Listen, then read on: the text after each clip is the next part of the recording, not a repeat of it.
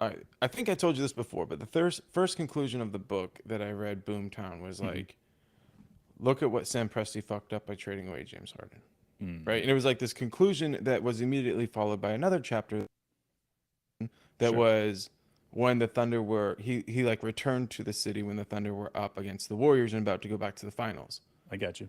right? So then he's like writing this new conclusion of, oh, it may go either way again, right? And then he has a final conclusion, and it was very like it was like he concluded the book and he had to go back and write another one. The final conclusion was the Thunder's obituary and how the Boomtown had experienced their bust and they may not return for another boom. And that book it is kind of frustrating to read, and it took You me a said it while took just you like how long did it take you to read again? well, I just kept so I got the book for Christmas like 2 years, All right.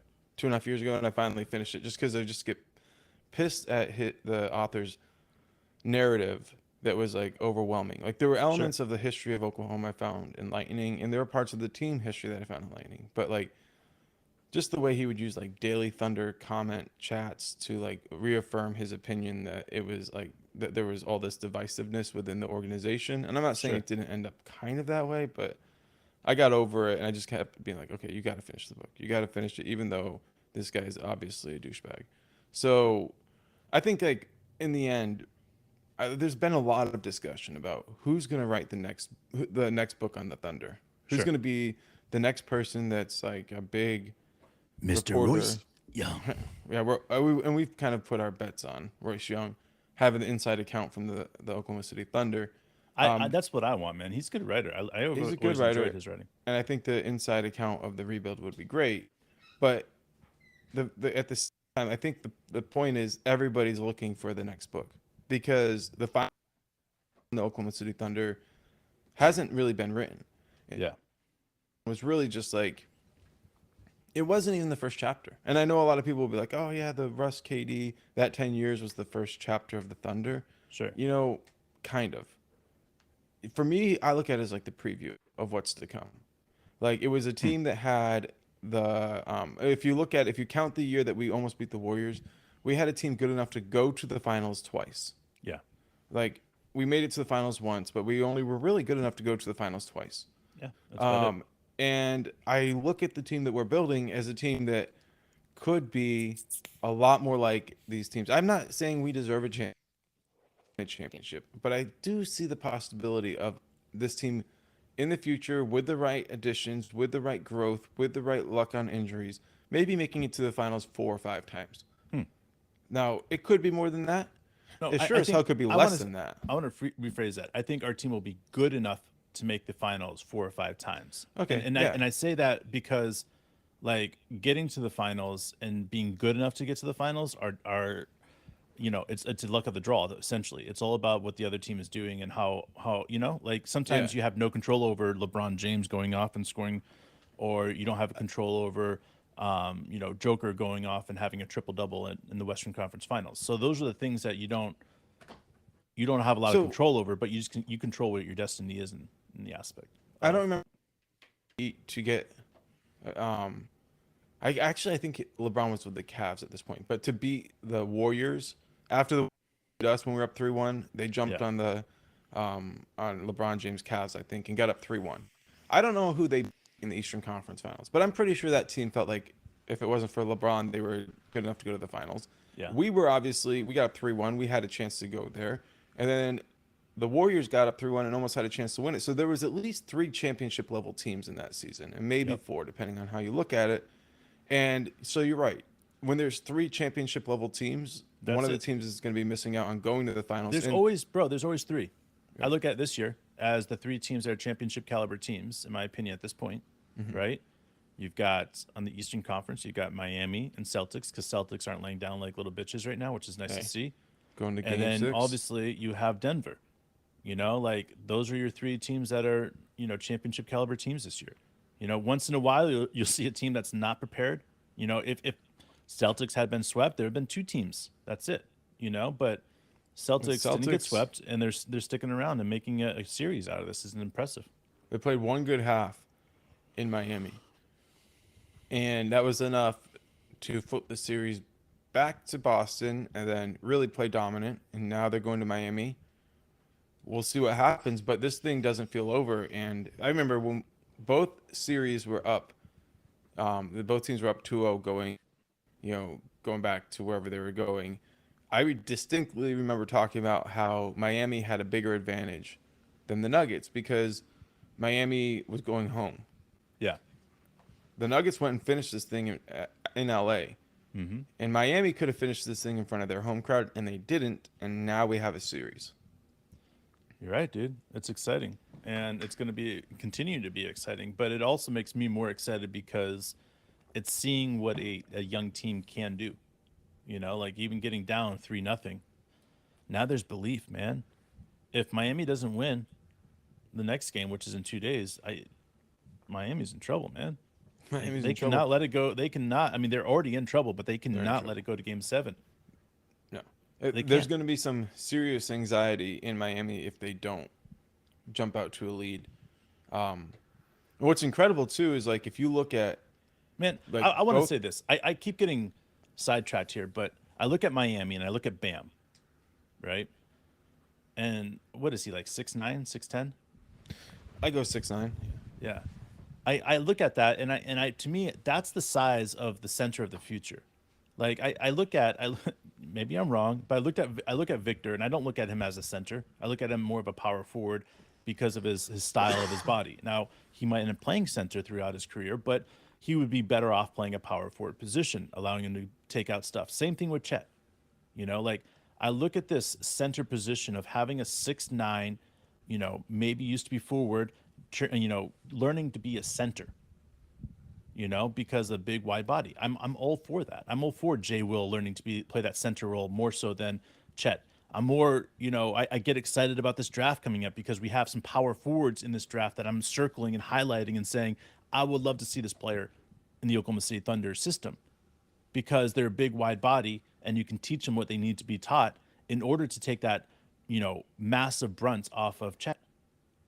And I'm looking at this draft, man, and I'm saying this could be a great opportunity to pick up a big power forward. One of those guys, though, that you and I keep going back and forth with that we really, really fucking like, man, is Gigi Jackson. Absolutely. I mean, this guy He will is, not get past us. If he's still on the board when it's our pick. well, let me say this, is Sam Presti highlights he really, really likes defenders. He likes defenders first. The one thing about Gigi Jackson's games I would consider his improvement areas or the things that he's lacking is his defense. Sometimes it looks like he gives up. And this is not me picking on him. This is me stating that he is a young player that needs development time. And there's no better system than learning that than the Oklahoma City Thunder G League system. And this is a young man that I would like to see come in, learn our defensive system, because we already know his offensive game is so spectacular.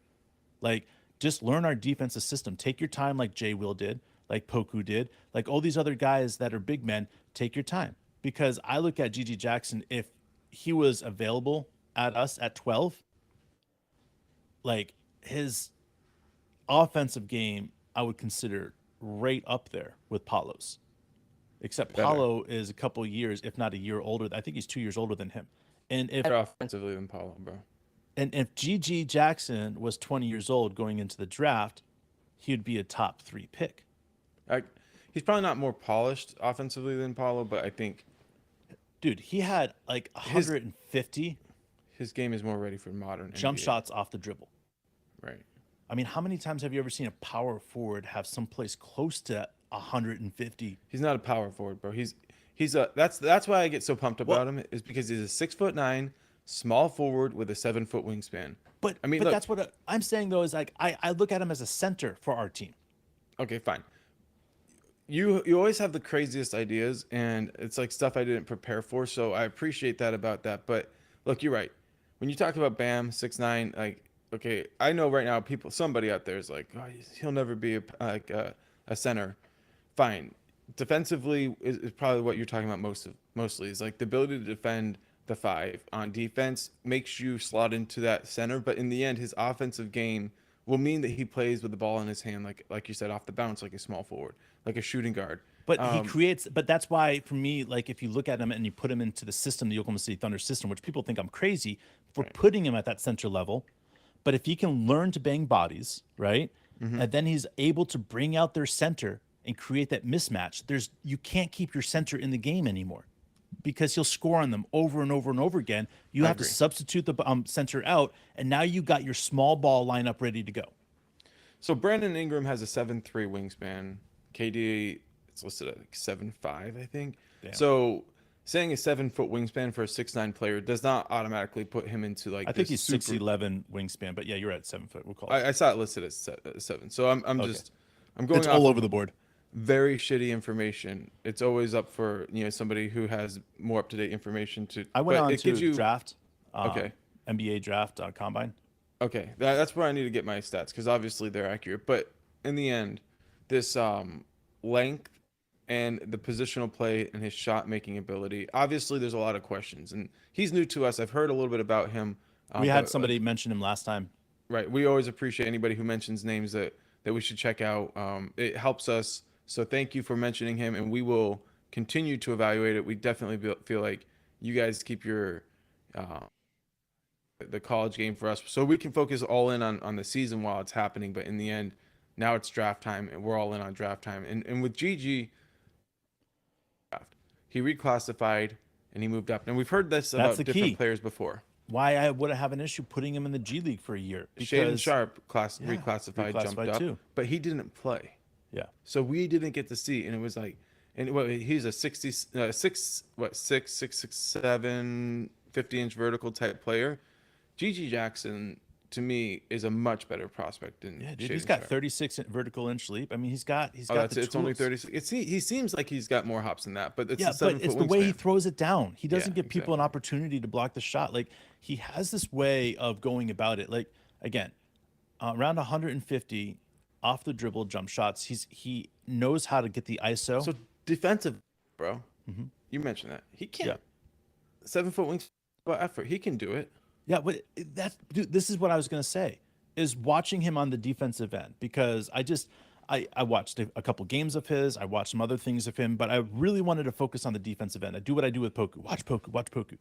My biggest thing that he was making problems with or issues with on the defensive end was, first of all, his decision making of recognizing where the ball is at on defense. And that comes with playing, especially with, if he had one more year of high school instead of college, he would have picked that up quicker, But he was so good. Also, he looked like an NBA player out there. If he gets beat, it's almost like he quits sometimes. And I'm not talking, that's not shit. That's just showing me that this guy is still so young that he's still learning how to properly give out hustle and effort, right? And again, I don't look at these as a negative, as a knock on him. I look at these as hey, this is just means that he needs about 6 months in the G League. No. And the reason I say 6 months in the G League is because I said the same thing about every one of our players when it came to J-Will, when it came to JRE, when it came to Poku. I said all these guys need it. And if you look at them, they all have had about 3 to 6 months of G League time, whether it's because of injury, because of this or that, but they've all had that. It's important to get that fluidity from the G League and get that confidence from the G League. When you get injured, you're coming back, you want to get confidence, you want to be able to do stuff like that. So that to me is why it's important when you see a young player coming in, you're like, hey, listen, we might have you, play 6 months in the G League. That's not knock on you, but by the time that it's, playoff time, you should be ready to go, And I think that's the thing that every player that's coming into our system should have to be okay with, because you're not going to automatically, if you're even a first rounder, you're not going to automatically get a spot on the team because we're so deep. You're going to have to earn that spot. It's an earn. And I think that's the mentality that will help GG Jackson learn how to have a professional habits out there. So again, for me, it's just like that stepping process. Yes, in the beginning of the season, we'll see GG Jackson out there because the G League hasn't started, just like we saw, these other guys out there. But when it comes down to it, I look at it like I would love to see the same path that J-Will had for GG, Look, take your time, learn it. I get what you're saying, because you want to build positive momentum, right? But I mean, As Usman far as, Jang like, spent most of his time in G League this year. That's not his, knocking him. he's a man. He's not. There's two questions about him that I think people would ask. Number one, about, like you're mentioning, his defense, and number two, his efficiency. Because let's face it, you're not expecting much when it comes to efficiency for an 18-year-old. No. And I wonder though, like, why he's like, somebody's gonna take him in the top 10. I know that he's not ranked that high, but I really think he could be I a disagree. top 10 player. He's going to be available at 12. Okay, And the reason if he is, he's, dude. To me, he's like a Paul George. yes, but that's why he's Paul George, but bigger and more physical. And So, that's my point. Is what's that, like, wrong with teams that they would pick people? How does he not get into the top 5 if people are like, oh yeah, he could be Paul George? Well, because when you're looking at the new game and the people that are making the decisions about who to draft, they're still unsure. It happens every fucking draft, man. Why was J-Dub available at 12? Because, Dude, people aren't willing to pull the trigger on. but I'm saying certain 18 years individuals. old and he has that level of shot making ability. Like, he, in a lot of ways, like, because he's young, I still think he's going to increase his vertical. Like, he could be the next LeBron James. Here's the thing. He has a short neck. Okay. It kind of reminds me a bit of like Boris Diaw. So his frame is bigger than his height. And that's crazy to say about 6'9", but like if he had just a little bit longer of a neck or like a different shape of head, this sounds funny to talk about, but he could easily be 6'11". Sure. I'm with you on that. he can. So I'm like, if the game becomes very easy when you're like 6'10" range, and I love it you're when a passer, we and he compare him. is. I love it when we compare him to players. But like, I struggle at, there's a top echelon of probably like 50 players that I really struggle, or probably even 25. I struggle at comparing him to. And LeBron's one of those guys for me. Like, I when you're talking about an offensive game like this right here, it's very elite for his age. Dude, it's more polished than LeBron's at the same age. Ooh. All right, I'll listen to it. Like, LeBron was the best open court athlete ever. Yeah, but what he did in At high his school was so shocking. You know, like I still remember being there. You know, what's up, Wayne? I still remember being in high school and watching him play and being I know what like, you mean, but I'm just saying, like, when you watch, if you were to say, take Gigi's highlights yeah. and apply them to a high school situation, So he you would think make that Gigi Paulo could be look like a a chump. rookie of the year this year, next year, at least in the candidates, if he had that opportunity? Like, yeah, it's not out of the question for him to average 18 a So game. you think he's the sleeper of the draft in that aspect? I have no doubt. Nice. Like, I just don't see any way he should drop below 5, and it'll be his mission to pick it apart. Look, there's an obsession, and it happens every year, and it kind of changes in its form every year. Okay. But like, it's a copycat league in the NBA. Somebody experiences some level of success at a really Sure. high level, then everybody starts trying to copy it. But there's something that's timeless, and we talked about it in previous episodes. 6'9", 6'10", 6'11", can play with the ball in the hand, can knock down shots off the bounce, Sure. can pass with either hand, understands how to play like both ends of the court. I don't care what year you say. You say 1955, 1975, 1969, 1983. These guys are stars. It's not you're like right. all of a sudden in 2023, athletic, young, shot making, just straight up hoopers Yeah. aren't valuable. You're Like, right, man. it's the perfect height. Too many people get obsessed with like, well, if 7 foot is good, 7'5" must be better. But sometimes it just isn't. It's not. You're right. It just isn't. But you know what is always good? 6'10". Yeah. 6'10" with a body that's built for the NBA. Dude, he is so much better than Jabari. No, you're right, man. How, I mean, Well, I would say this.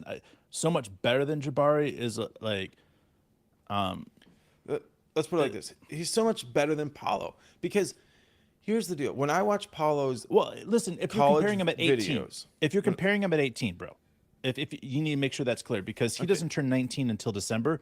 So if you're comparing him at 18 years old, I have to say I agree with you. But Okay, even at 19, even as after a freshman year in college, both players not taking into account the age. Here's what I want to say: when I watched Paulo's video from Duke, and I came away saying, if he had played in an offense that was more like Luka's sure, in real, right, then he yep, would have seen way more opportunities to shoot from the perimeter, to use cross court passes, to become more of a distributor, more of a point guard player. But sure, since he played for Duke, he ended up in this situation where he was shooting a lot of long twos. So I said that, and then somebody came along and said, "Watch his high school footage." And I watched his high school footage, and he was playing the way that he should have been playing in college, but he conformed it to play for Coach K. He should have gone somewhere that would have stretched his game. Now he's in the NBA, and he's trying to conform it, and he's having trouble with this range. He should have got used to that. And here's the thing: Gigi came in and stretched the court right away. He played with the ball in his hands. He learned how to draw defense, use his gravity, shred up defenses. He was dunking on everybody, and he was the youngest player out there. And I get it, sometimes the competition wasn't like top echelon, sure. but in the end, there were games where he played against Kentucky and things like that. And he looked like the best player out on the court.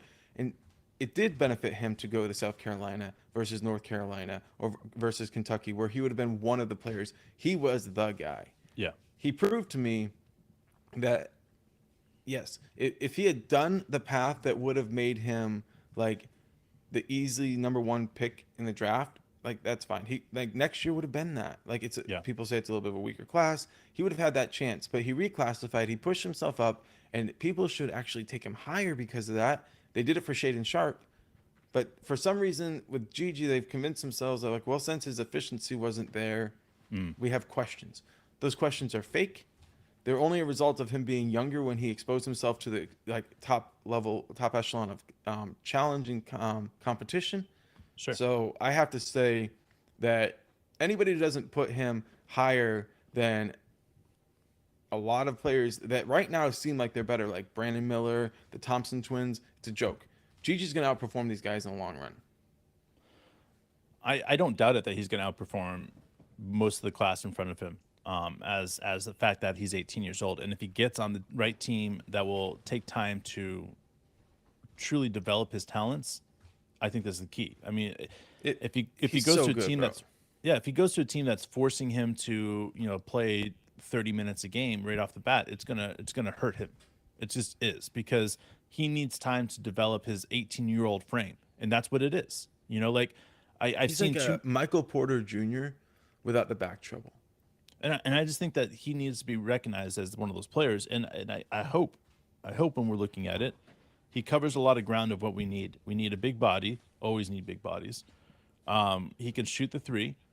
He can pull up. He can get to the hole. He has a true scoring ability from all three levels. Yeah. And as a big man, that's great. But more so when you reclassify, and then you're looking at Sam Presti, and you're saying, if Sam Presti's looking at it and saying, I'm looking at him and I'm saying top 5 next year. For sure. Like there's certain times that you say, no, the attitude's not worth it, or this isn't worth it. But at 18 years old, Yeah. you're drafting him for not how he is right now, but how he's going to be in the future. And that's the thing about it, is like, that's what Sam Presti loves. He loves dipping into those like young players that we see with Poku. It's like everybody's like, why do we pick Poku? And he's horrible. And then we just like, we loved what he showed us, even though it wasn't something that everybody understood. For sure, man. And one thing about this, like, and this is kind of a joke at this point, but for a while, like, we've been looking at the youngest player of the draft and saying, like, who do we want to get based on that? And Josh Primo was, for me, a guy that I was extremely interested in because of his age, and I felt like he could eventually develop. And obviously, whatever happened with him, and the Spurs had to cut ties. But I look at what Gigi Jackson is capable of doing at his age, and I compare that to previous youngest players in the draft, and I have to say, like, you're talking about Poku. We've got a couple of them in a row. I think Giddey was the youngest player in the draft, and time again, you don't see people who have this level of scoring output. It's incredibly consistent, and I have to think, like I mentioned earlier, like Brandon Ingram and KD are these guys that are 6'9", absolute killers with long wingspan, and he's not as tall as KD. He doesn't have as long of a wingspan, but his shot making ability. I mean, at first, low end Steven Jackson, if he ends up not making his full potential. But then I started seeing him rise up off the dribble. And I'm like, Steven Jackson couldn't do that. Yeah. Not at this age. Sure. So I'm just like, I don't want to say even like put a cap on his game. I just say like he's a killer. He's a pure killer. And you can't have too many killers on your team. No, and that's why again, when you have the size that he does and shot making ability, you take the risk that he learns the defense. Because if he doesn't learn the defense, Coach D has no place for him. You know, like, and that's just, I'm sorry, that's just the way it is with the team. Like, you have to be able to play on both ends of the court, or you end up sitting down on the pine. And we've seen too many of the players that are still learning how to play both ends of the court, and they struggle. You know, and not struggle every single time, but consistently struggle. Like you look at, and this is not me picking on Trey Mann at all, because Trey Mann's ability to hit shots is legendary, but his ability to play defense has capped out his playing time throughout the year. And I think that's the reason why we have to sit here and say, can this young man learn that defense? If he learns the defense, then yeah, he's going to be a starter on this team for a decade. But if he can't learn that defense, then that's when it's like, okay. But that's why for me, it's taking it slow. Like there's no reason to rush him. Desire, right? I mean, Yeah. when you have the natural ability like he does, then it all comes down to desire. And one of the things I think we can look at and say is like him reclassifying and moving up shows that he's looking for a challenge. Yeah. That's what I like to see that from an athlete. I like to see them looking for a challenge. And I'm not trying to be rude about Shaden Sharp, but everything about the way he reclassified and stuff, it seemed like he had kind of already got like intel that he was good. So if you take a challenge and you fail, like then that's worse than not taking a challenge at all. Sure. So he decided not to take the challenge to play. Right? Yeah, Gigi man. went ahead and said like, fuck it. I could fuck up something that's really good, but I'm betting on myself. And he did, and everybody's kind of like, I don't know. I think it's a lot of smoke screens. I think this guy is he's a generational talent. And now here's the thing, this whole class seems like it's full of generational talents. So, but really we know from history, there's a lot of hype around these players. There's probably only 4 or 5 players that really have the chance to be an all-star, even if it's an exceptional year. So Yeah. what does that actually mean? Who are those guys? And we're sitting in like, this is really deep. It is, and that's why last year I said I hope Sam Presti gets 2 top 12 picks. You know, I think I said 2 top 15 picks, but I wanted him to get 2 top 12 picks. This year, the same thing, man. Like both picks I want this year, I want to be able to recognize that yes, there's going to be a growing time with these players, but the reality is that if we get 2 of these players, this draft is deep like it's not going to be for many more years. And if we get 2 players, then we have the ability to utilize those other picks that we have if we don't like where they're at, and we can get rid of them because we have now that would be, Usman Jang, 19, right? We would have Gigi Jackson, 18, and we would have another pick that would be at that 19-year-old stage. Again, it's that age separation between the next group of guys, and to me, that makes it so that you can have even a year or even a 2-year gap with no more picks because you have those young players already set in stone. So again, it's just to me, if we have an opportunity and then chance presented it to us as a no-brainer, we got to take it. That pick is way too valuable in this year's draft than not to at least look at it and be like, you know what, it's worth this pick. He's a star. If he goes to like Orlando, it could be a really, really tough career for him. But that's what I'm saying is like, it has to be the right developmental opportunity for him. If I were his family, if I were his representation, I'd be very heavy-handed in a lot of the same way that like I look at Utah, bro. I really look at Utah. I at would 9. avoid Utah if I were them. No, but for him, I would be. You remember how Kobe's family, his agent, like really guided where they wanted to go, get drafted by Charlotte. I'm like, we're not coming to Charlotte. yeah, we're going We're LA. going to LA. You know, and I think if something like that, like Eli Manning, gets Yeah. drafted or no, he's not going to go there. So don't worry about it. It's not even your option. Like if I family, like we've talked about this a lot. And I mean this is something we love to talk about, but like how many teams in the NBA are really prepared to make sure that you have the best longest career Well, possible? that's what we said. We did an episode that was dedicated of telling Chet Yeah. how to say Orlando, you can go fuck off, without saying you can go fuck off. You know, like, and that was all the things that Chet did. I mean, he did it to the. I mean, not that it was us. It was definitely Chet's people that were telling Chet to do the things that we mentioned, but it was because this is how you tell a team that I don't want to play with you, without actually saying I don't want to play with you. You know, Hmm. and it's the only thing the NBA players have. It's what, like you said, Kobe did. It's what these other players did. And when he did that, it made it so that they don't want to draft him, you know? And these other teams are, are definitely going to keep Gigi in mind. But you said if as Gigi's people are saying, hey, buddy, you need to go here. This is where you need to go, buddy. You need to go right to this team, right? If that's the case, then, bro, I'm all for that. Because again, it's a Chet situation. Like he even reclassified to go to that team, and that makes you wonder if there was a guarantee on somebody's part to let Gigi know. Yeah. Yeah, he's a legit athlete. I think there's like long term a few questions, but those questions will be answered Very whenever he quickly. gets a chance to play with other players that are elite. So Yep, you're right, man. Makes so me excited, dude. yeah, dude, for I sure. mean, like the thing is that I don't think there's people would disagree, but I don't think there's a wrong pick this draft. We could go shooter and guard. We could go shooter and forward. We could go point guard / shooting guard. We could go utility player essentially. Like there's so many different directions we could go, and I think it's really going to dictate where we're going to go and who we're going to go with, who is drafted and who's the mentality of being drafted. Because every year there's always something that's highlighted that's more valuable than not, and then there's always somebody that was like a top 15 pick all of a sudden picked in the top 7.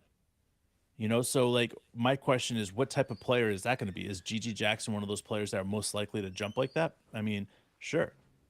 I mean, is he willing to give up a couple $1 million a year to go 12 instead of number 7? I don't know. That's on his people and his prerogative. Yeah. Yeah, So well, he gets me pumped up he and gets I'm me pumped up too, man. I look at him as a young, incredibly young asset that we would have time to develop. Mhm. And to me, that's one of the most valuable things you can get. Like you said, Wayne, they keep getting younger. And I think that's okay with me because the more time we get to have develop in our G League and our system like that is better. Like I would be all for with us drafting players and knowing that we can't utilize them for another year. I would be so cool with the NBA changing that law. It's basically you could draft a high school player, but you have to play him in your G League for a year and not bring him up to the NBA.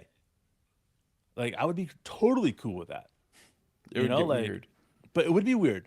But the thing is that like that's what happens in Major League Baseball. That's what happens in some other sports like that. And I would be totally cool with if you're saying that developing the player and getting him younger is more valuable. Then yeah, let's go straight to the MLB. Let's go to the rules like that because I'm all for helping players out become the best players they possibly can be.